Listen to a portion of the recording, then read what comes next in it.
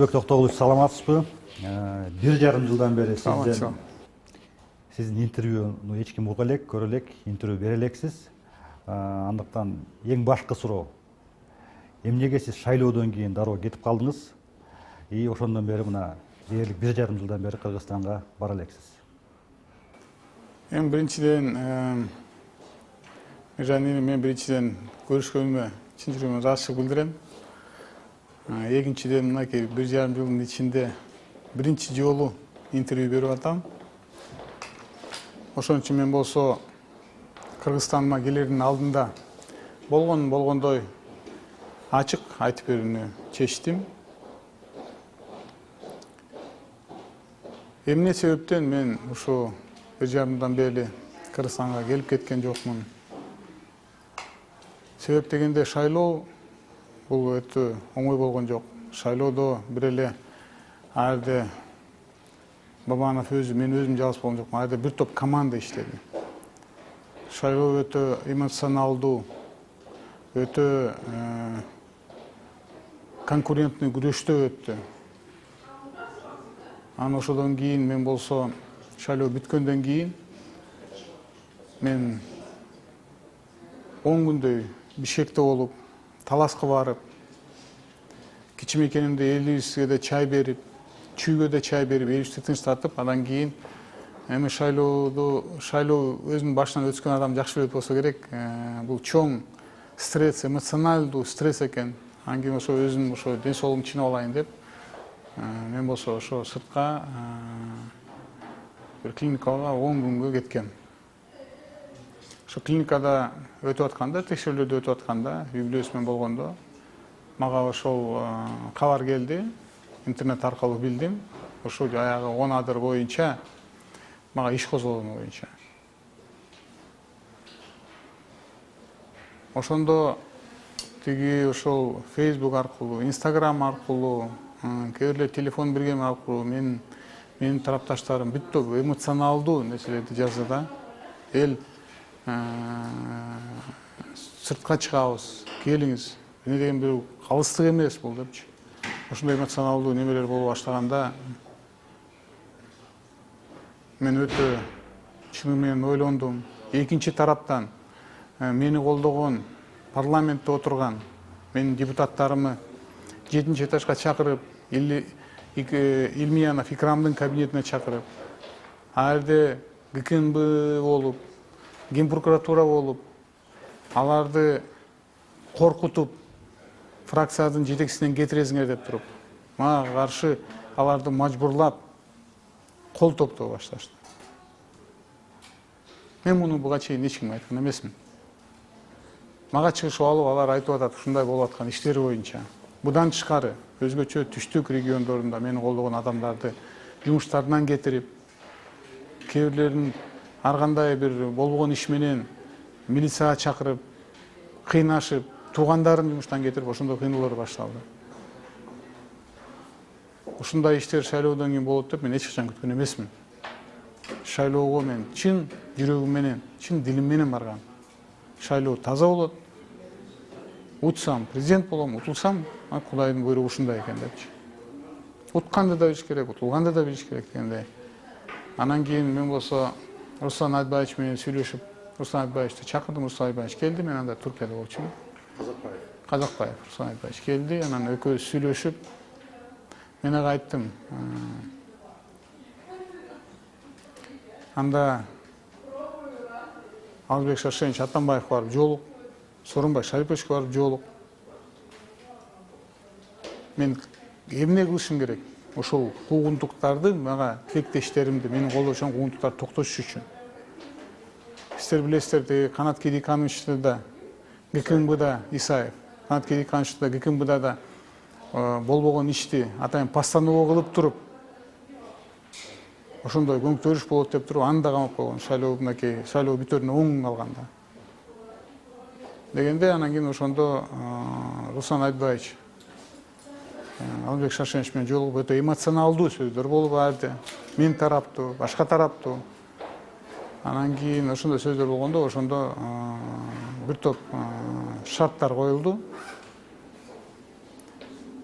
Бул болсо саясаттан кетүү боюнча, мандатты тапшыруу боюнча болду. И жана 1 жыл Кыргызстанга келбей туруу боюнча. Бийлик тараптан ушундай шарт коюлган. Бийлик тараптан шарт коюлду ошондо. Анан кийин мен Русланга айттым. Анда менин тараптан дедим. Менин тараптан анда мен шарт кое албайм, менин тараптан сунуш дедим. Биринчиден Канат Керейхановичтин иши бүтүш керек. Калыс каралып, калыс бүтүш керек. Экинчиден баардык куугунтукта болуп аткан баары токтолуш керек. Депутаттарды мажбурлап кыйнабасын дедим. Алардын туугандарын кыйнабасын дедим. Менин тилектештерим кыйнабасын дедим. Мен анда саясаттан бул шайлоодо утулдумбу? Анда мен анда саясаттан кеткенге, анда булардын шартына макулдугун берейин дедим. Бул сүйлөшүүлөр бир топ убакыт болду. Бул бир күндө болгон жок, бир айдай созулду бул сүйлөшүүлөр. 20 күн, бир айдай созулду. Анан кийин бул сүйлөшүүлөр мындайча айтканда финалга чыга баштаганда, мындайча аягына чыга баштаганда, ошондо мен болсо өзүм фракциямды топтоп, офисиме фракциянын депутаттары чакырып ала топтолуп, аларга мен акылдаштым. Ушундай кандай көрөсүңөр депчи.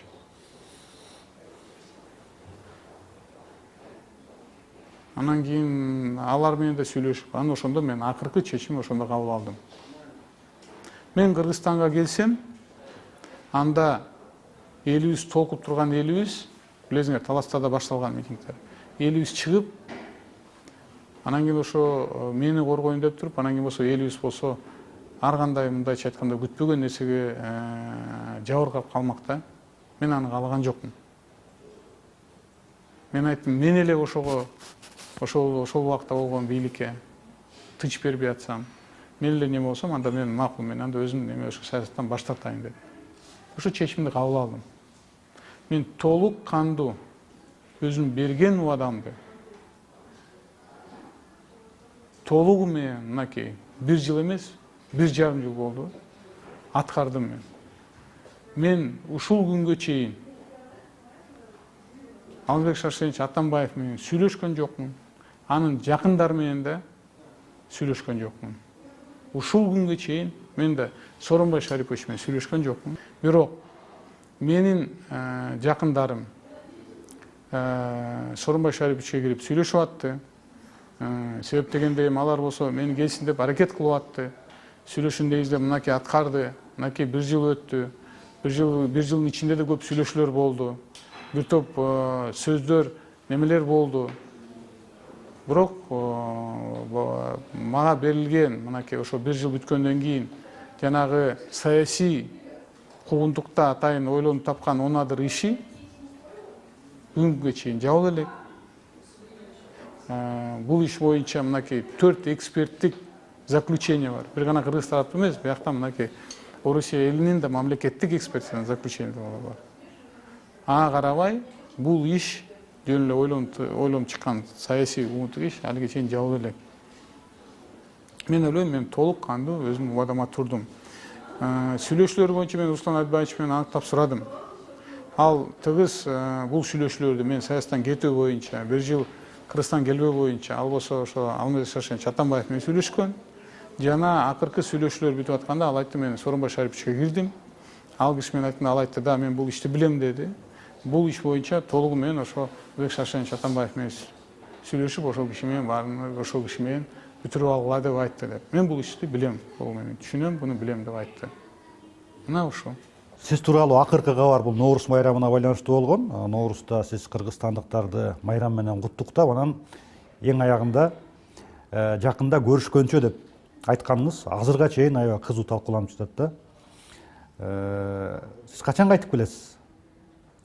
Биринчиден мен кайсыл жерде болбойм. Мен өзүмдүн мекендеш менен көрүшкөндө баардыгы сүйүнүчүп учурашып, мен да алар менен кучакташып учурашып, сүрөткө түшөбүз, видеого түшөбүз. Анан ошол себептен мен мына акыркы жакында кайтып келем деп айткандан кийин мен көрдүм, мына Кыргызстанда мындай чоң талкууга алынды да. Кудай буюрса, мен болсо жакын күндөрү кайтып келем. Дагы бир топ ошол 1 жылдын ичинде азыр да мынакей алиге чейин тынч элек бир топ айтып атат, бул коркок, бул качып кетти, бул келе албайт Кыргызстанга деп. Ошондой сөздөр таркатат. Мен болсо буга мындай өзүмдүн жообумду айтат элем. Коркок адам партияны түптөп, партияны жетектеп, оппозиция болуп шайлоого чыгып утуп келе алабы?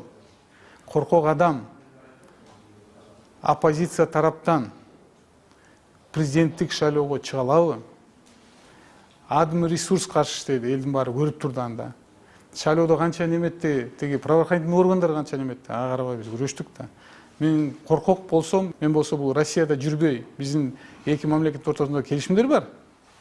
Качып жүргөн адамдарды кайра кайтарып бериш боюнча. Коркок болсом, мен болсо тиги бир Лондондо же башка өлкөдө жүрмөкмүн да, өзүм коргоп, башкалардай болуп. Мен эч жакка качкан жокмун. Мен ачык эле жүрдүм. Бийлик болсо, бул ишти дагы козгоп мындай розыска бере турган болсо, мен розыска жок эле келем дедим мен. Мен эмне кыласыңар? Мен розыска, мен өзүм келем дедим. Кеп ошол атайын ушундай ушак сөздөрдү таркатып, же атайын ушундай саясий акыбалды мамлекетте мындай курчуп жиберем дегендер адамдарга кайрылып айтып кетет элем.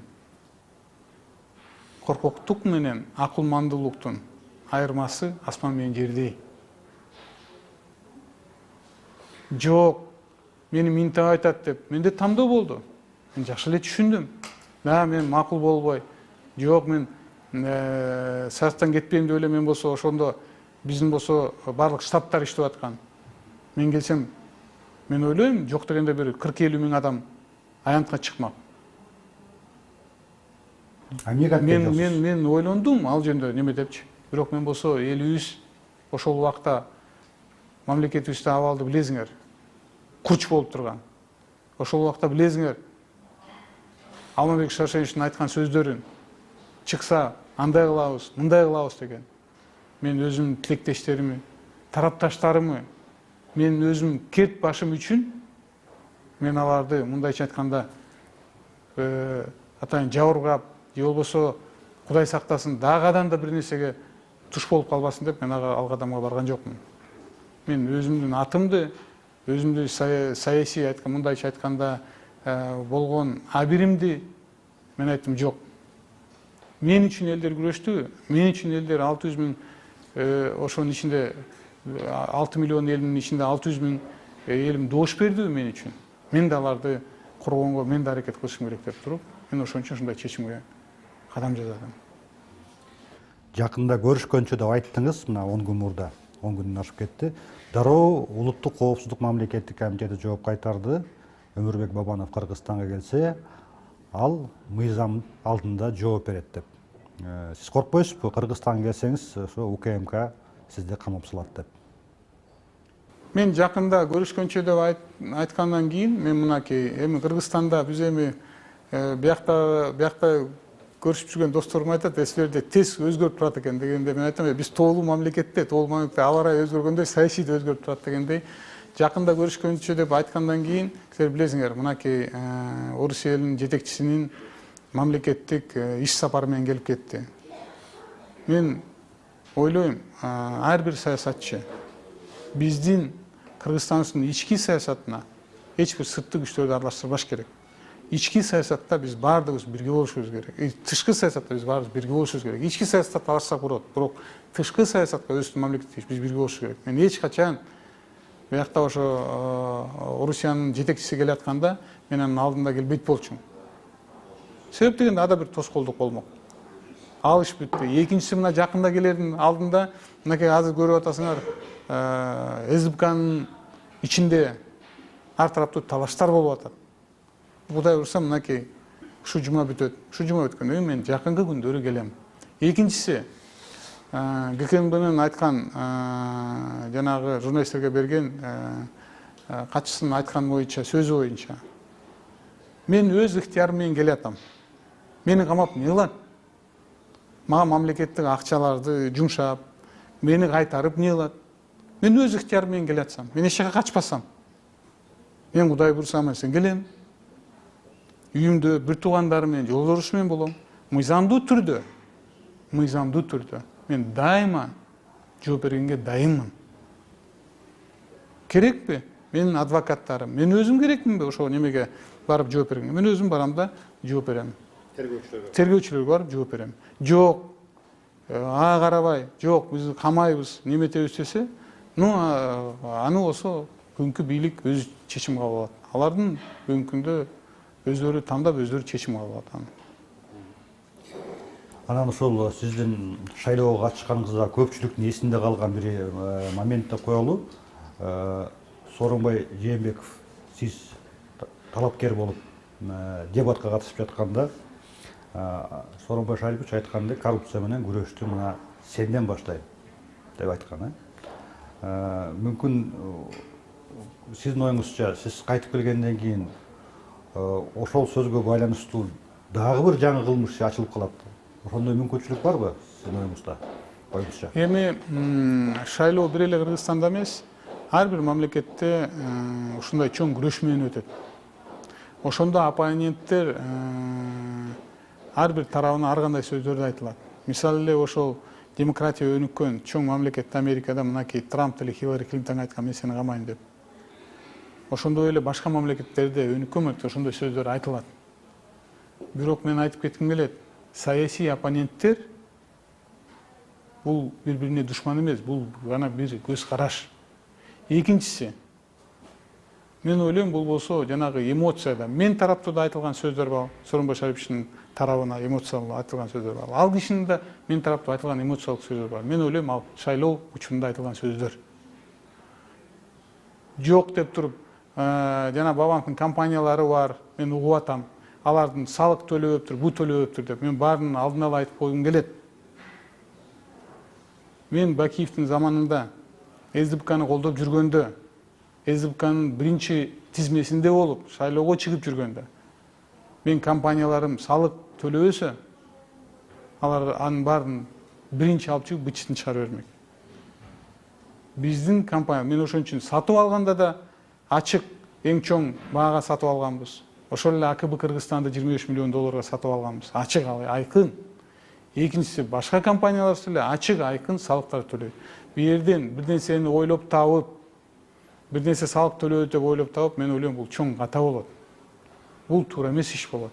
Мен ойлойм, бүгүнкү бийлик Кыргызстаныбызда жана ошо бийликтин башында турган Сооронбай Шарипович мындай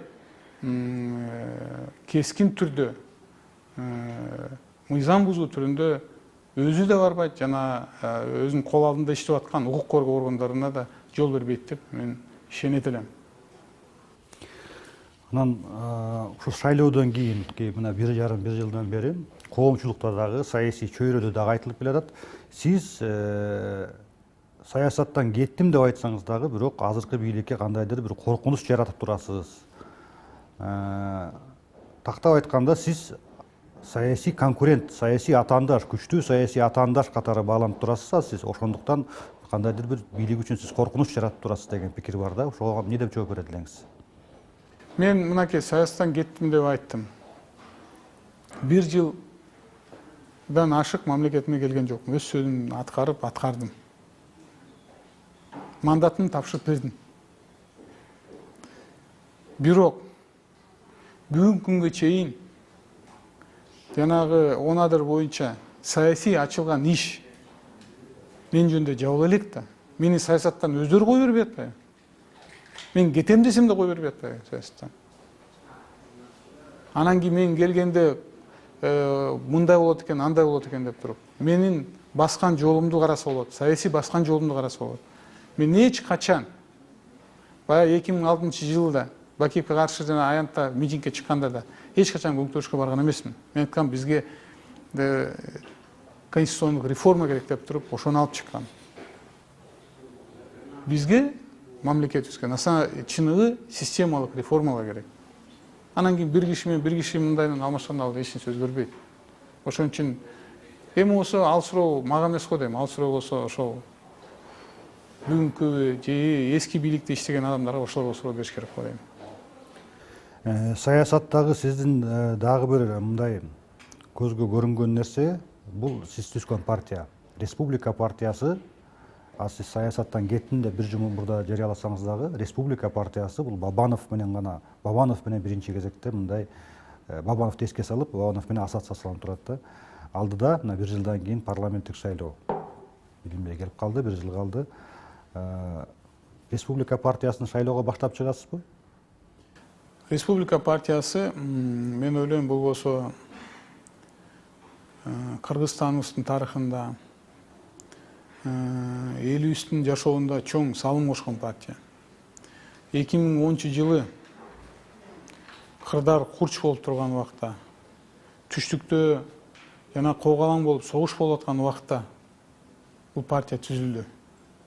Парламенттик шайлоо болуп, биз 4-орунда келгенде, ошондо Атамбаев коалиция түзө албай, коалиция бузулуп турган учурда биз өзүбүздүн партиялаштарыбыз менен бирге чечим кабыл алганбыз. Кел баштарын бириктирели деп туруп, өзүбүздүн амбициябызды жыйып туруп, биз премьерлик мандатты ошондо Алмаз Шаршенович Атамбаевге бергенбиз. Ошол аркылуу Кыргызстаныбызда легитимдүү орган түзүлгөн. Ошол аркылуу баардык структура иштей баштады. Экинчиси, 2015-жылы ата журт менен биригип туруп, Камчыбек Кыдышаевич менен тең төрага болуп туруп, биз 2-орун алдык. Кыргызстан боюнча. Ошондо да биз 2-орун алганыбызга карабай, тилекке каршы бизди оппозицияга калтырып, 2 комитетти да бербей бизди калтырып койду. Бирок ага карабай биз конструктивдүү оппозиция болдук. Мен билем, Сооронбай Шарипович премьер болуп турган кезинде мына кетиребиз, ана кетиребиз деп туруп. Ал кишини кетиребиз деген чечимдер кабыл алган учурда да Республика ата журт партия, биздин фракцияда депутаттар биз бекем туруп бергенбиз. Жок, мамлекетибизде шайлоодун алдында өкмөт башчысы немет алмашпай мындай туруктуу болсун деп биз ошондо бекем туруп бергенбиз. Сөз түрдө 2020 жылы Республика партиясы, бул бир эле Бабанов эмес, Республика партиясында татыктуу бүгүнкү күндө жогорку кеңеште депутаттары да бар, башка айылдык кеңеште депутаттары бар, жөнөкөй мүчөлөрү да бар. Алар сөз түрдө шайлоого катышат деп мен ишенем. 2005-жылдан бери саясатка катыша баштадыңыз. Саясатта жагасызбы, сиз бирөөгө жакпайсызбы, ордуңуз бар. Сиз менен кайсы бир учурда мүмкүн сиз тыныгып алып саясаттан мындай обочо болуп турдуңуз. Бирок саясатта болуп келдиңиз дагы. Эми мына президенттик шайлоого катышкандан кийин өкүнүп калган жоксузбу? Президенттик шайлоого катышканыма мен өкүнгөн жокмун. Бирок өкүнө турган кадамдар, кайсы бир учурда туура эмес айтылган сөздөр, кайсы бир учурда кээ бир иштердин аяны жетиспей койгон учурлар, ошол үчүн өкүнүчтөр бар. Президенттик шайлоодон кийин мен ошо 1,5 жыл мынакей сыртта жүрүп, бул эми жаратканыбыздын мен өзүм тагдырыма жазылган учур болсо керек. Мен болсо чыныгы дос ким экенин, жалган дос ким экенин,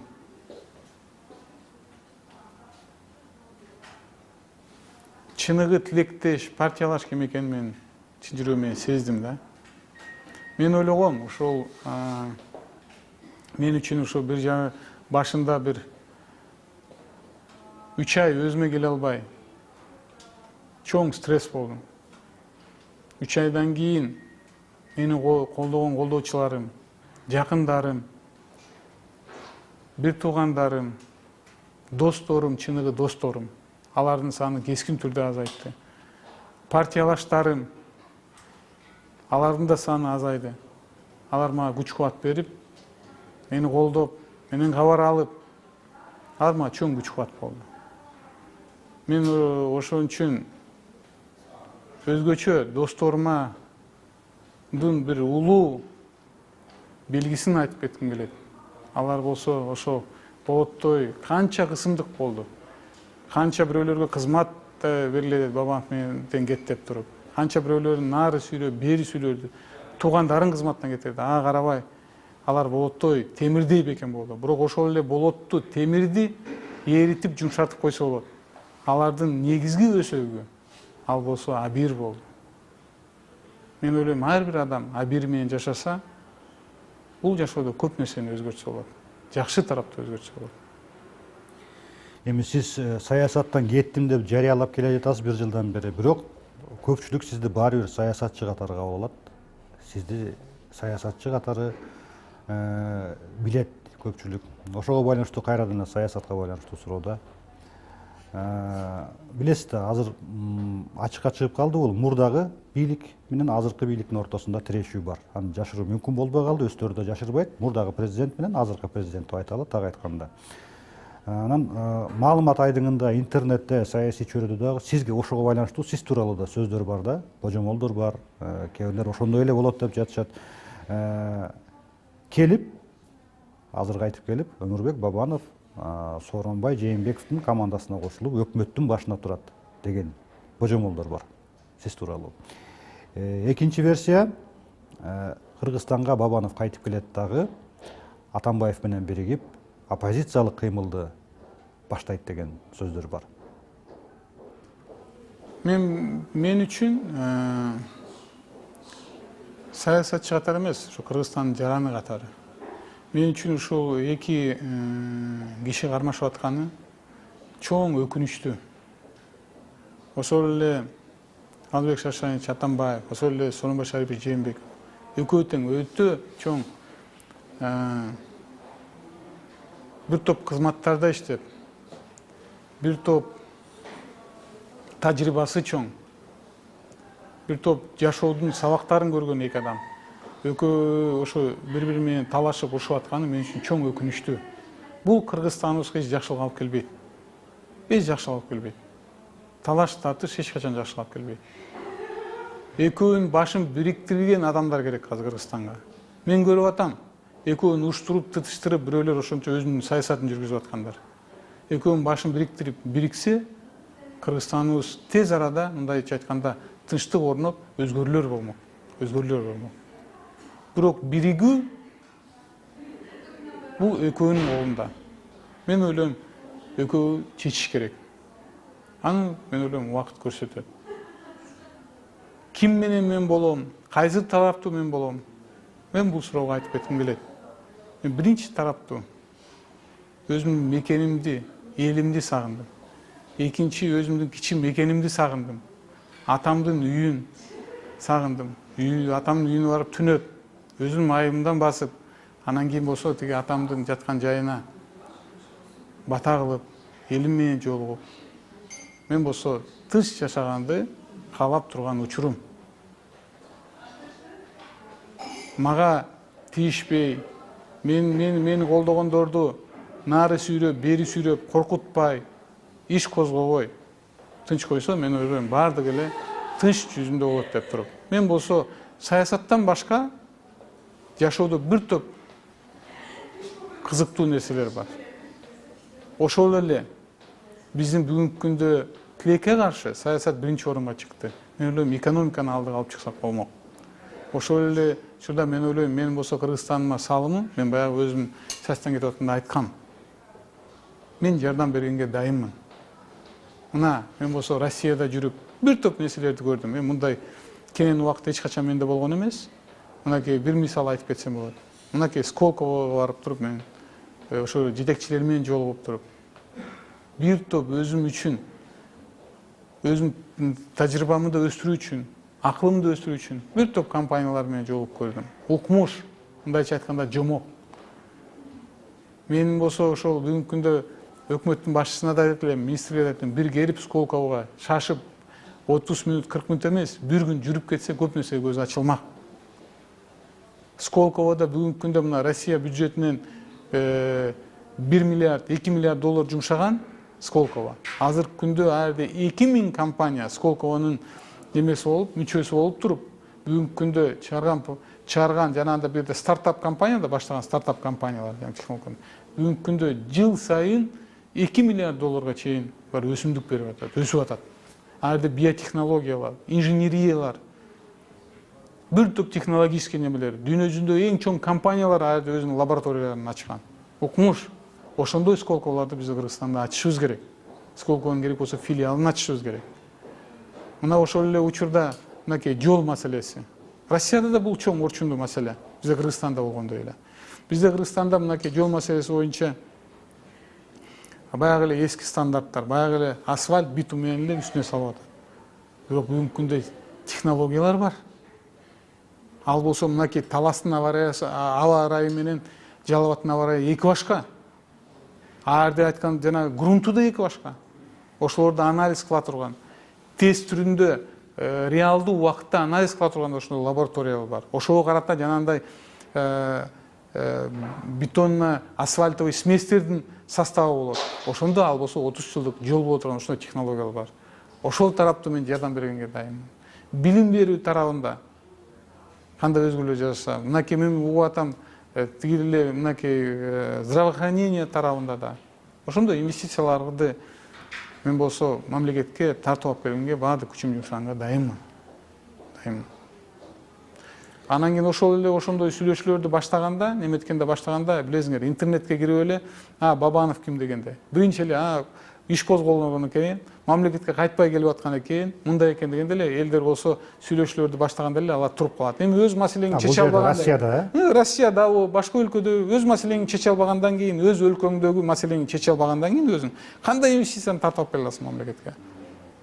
Ал мындайча айтканда, кулаңа угузуп айтпаса, эртеси экинчи, үчүнчү күнү жолукканда эле карасаң, жүзү өзгөрүп калат да. Сиз бул мындай куугунтукта жүргөн турбайбы, буга иш козголгон турбайбы деп сүйлөшүүлөр жылбай калып атабы? Жок, сүйлөшүүлөр мындайча айтканда тез жүрүүгө, мамлекетке алып келип, мамлекетке инвестиция жасоого мындай шарт түзүп бере албайт экенсиң да. Эми өзүң келе албасаң, жүр мамлекетке кел дегенде ал учуп барбайт. Аны менен барышың керек, жолуктурушуң керек, алар сүйлөшүш керек. Анан ошондойлорго мындайча айтканда бул чоң тоскоолдук алып берет. Түшүнүктүү. Мына сиздин тарапташтарыңыз, сиз өзүңүз да айтып жатасыз, сиз өзүңүз саясий куугунтукка кабылганыңызды. Саясий куугунтукка кабылгандардан тышкары дагы Кыргызстанда саясий туткундар деген саясатчылардын бир категориялары бар да. Мисалы, Өмүрбек Текебаев, Садыр Жапаров да ошондой саясий туткун деп айтылып жүрөт. Мына жакында Ата Мекен партиясы менен Мекенчил партиялары өздөрү колдогон саясатчылар Текебаев менен Жапаровго колдоо көрсөтүп, мөөнөтсүз митинг өткөргөн жатышат да. Ошол Өмүрбек Текебаев, ошол эле Садыр Жапаров боюнча сиз эмнелерди айтат деңиз? Мен болсо ошо парламентте отурганда, ошо Өмүрбек Чиркешевди камакка алып, баягы Белизгейт боюнча, Маевскийдин иши боюнча камакка алганда, ошондо мен Абдил Сегизбаевга суроо бергем. Өмүрбек Чиркешевич, бул жөн эле депутат эмес. Бул жөн эле саясий же партиянын лидери эмес. Бул адам Кыргызстандын саясий өнүгүүсүнө эки адамдын бири чоң салым кошкон адам. Мен болсо Өмүрбек Чиркешев менен эч ким айта албайт, мен дос болгом, мамилелеш болгом же ага инидей мамиле болгом. Ал киши да мени бир топ сындады. Мен ал кишини да сындадым. Бирок саясий оппонент ал болсо душман эмес. Чыныгы саясий лидер болом деген адам, ал туура эмес иш болсо айтыш керек. Жок, калыстык оппонент болсок ал тараптуу деп. Мен Өмүрбек Чиркешев жөнүндө айтып кетким келет. Ошондо биз билебиз, тиги Маевскийди ГКМБ кайтарып жүрүп, башка мамлекеттин өкүлү болсо да, биздин ГКМБ кайтарып жүрүп, ошол биздин жана баш көтөргөн саясатчы Өмүрбек Чиркешевге көрсөтмө берип атса, 7 жыл мурунку болгон иш боюнча берип атса да, биз ошону кайтарып жүрүп атабыз. Мен айтып кетким келет. Өмүрбек Чиркешевдин иши бул 100% саясий иш. Бул эртең эмес, бүгүн иш жабылып туруп, Өмүрбек Чиркешевге депутаттык мандатты кайтарып беришибиз керек. Ошондо туура чечим болот. Садыр Жапаровдун иши боюнча мынакей Эмилбек Каптагаев айтып атпайбы? Ошондо жанагы митинг болгон учурда да аны болсо машинада камакка алып, Садыр Жапаровго мен эч немем жок, арзым жок. Ал күнөөлүү эмес деп атса, ага карабай Садыр Жапаров камакта отурат. Бул да саясий иш. Бул да саясий иш. Ал болсо бир китеп жазып коем деди. Бир китепти жазып койду. Алмазбек Атамбаев боюнча. Мына ал болсо камакта жатыр. Китептин айынан. Бул да саясий иш. Кыргызстанга кайтып келгенден кийинки пландарыңызды мындай четинчи кара айтып өттүңүз да, жалпылап инвестиция тартуунан. Эгерде мындай тагыраак конкреттүү айта аласызбы? Эмне пландарыңыз бар Кыргызстанга кайтып келгенден кийин? Эми планды айтыш үчүн мен болсо биринчи ошо Кыргызстанга тынч кайтып келгим келет. Биринчи кезекте мен жана ошол жанагы саясий ачылган иштер жабылып, мындайча айтканда бул баракты жабып, анан кийин тынч менин ошо тажрыйбам, менин акылым керек болсо, мен өкмөткө да, же президентке да жардам бергенге дайынмын. Себеп дегенде ал биздин мамлекетибиз боюнча иш болуп атат. Экинчиси, мен жана айтып кеткендей, жана чоң айыл чарба тарабында, айыл чарбаны жана өсүмдүктөрдү өстүрүү боюнча, именно IT технология боюнча, ошол эле жол тарабындагы IT технология боюнча, ошол эле Сколково менен кызматташуу боюнча мен ошол тарапта жардам бергенге дайынмын.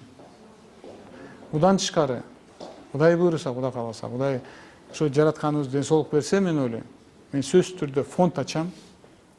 Фонд ачып туруп, аны бир топ чоң каржылап туруп ал фондду мен мынау жаңы ачылып аткан компанияларга, стартап компанияларга, мектепти жакшы бүтүп, жакшы окуп аткан балдарыбызга, чет өлкөлүү жогорку окуу жайга тапшырууга ошол фонд каржыланып алат. Ошондой жардамдарды көрсөтүүгө мен даярмын.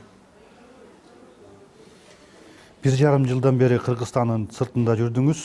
Ошол буга чейин айтып кеткен ошол Сколково, башка ушундай инновациялык долбоорлорду жылдыруу боюнча өзүңүздүндай аракеттерди баштадым дедиңиз. Жалпы эле мындан тышкары ошо 1,5 жыл аралыгында бул жерде жүрүп эмне иш менен алектедиңиз? Мындан башка дагы. Эми Кыргызстанда жашап аткан мекендештерибиз, ошо Кыргызстандын сыртында жүргөн мекендештерибиз менен, мындайча айтканда, алыста турган адам менен тиги Кыргызстанда иштеп аткан адамдарыбыз, ал болсо ошо 1,5 жылдын айырмасы эки башка экен да.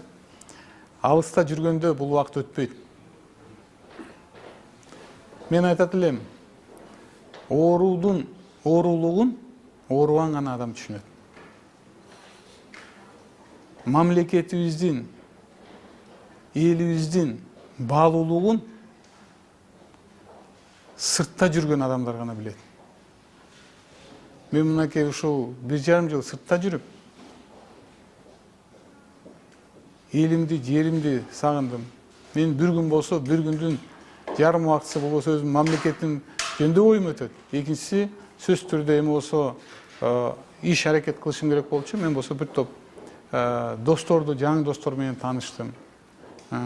Бир топ адамдуу баалуулуктарды мурун баалабай же мындайкей жөнөкөй сөз болсо ошо баалуулуктарды жогору баалаганды үйрөндүм.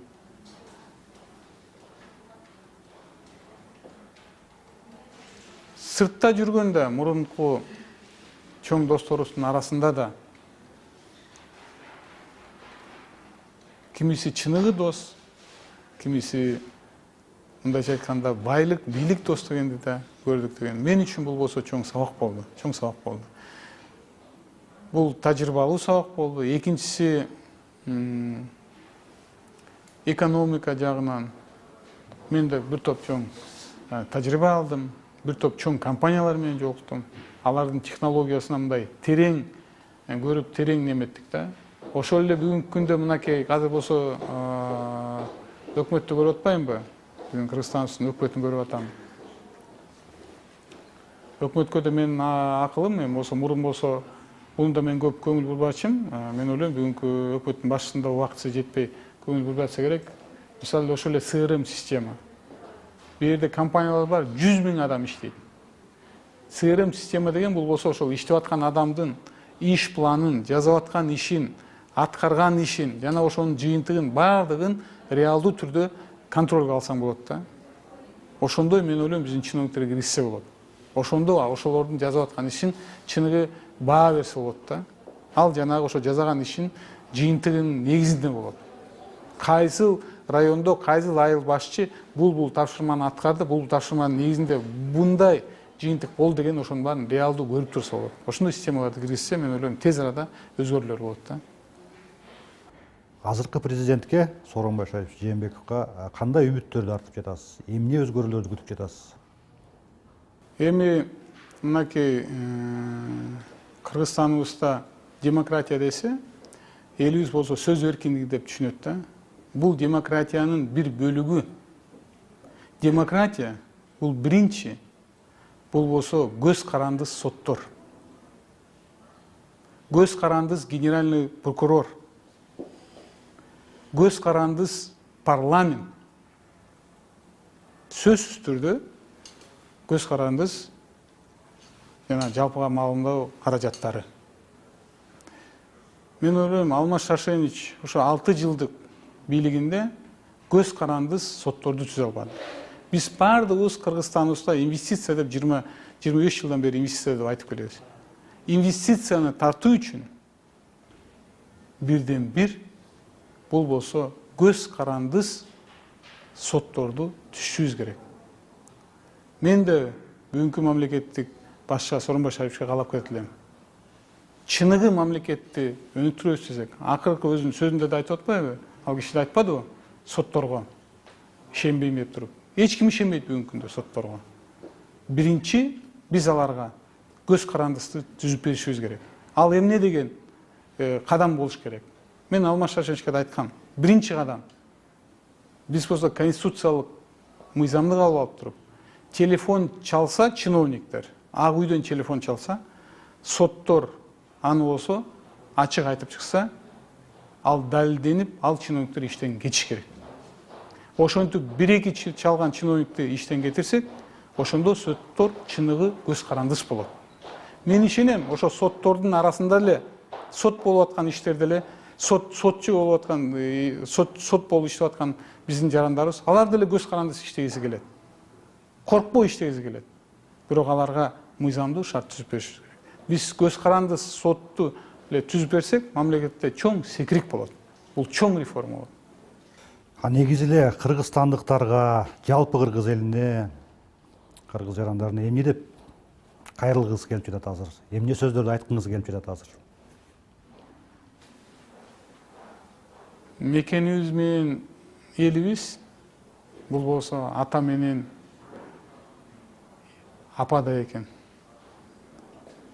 Сыртта жүргөн балдарыбыз, булар өздөрү ошо жетим сезип жүрөт экен. Мен де ошо сыртта жүрүп өзүм жетим сезем. Мен де мекенимди, элимди сагындым. Атам менен апамдай, мен элимди, жеримди сагындым. Ошон үчүн Кудай буйруса, урматтуу кыргызстандыктарыма кайрылып кетким келет. Кудай кааласа, Кыргызстаныбызда жакынкы күндөрү сөзсүз түрдө көрүшөбүз. Көрүшкөнчө, урматтуу кыргызстандыктарым. Рахмат.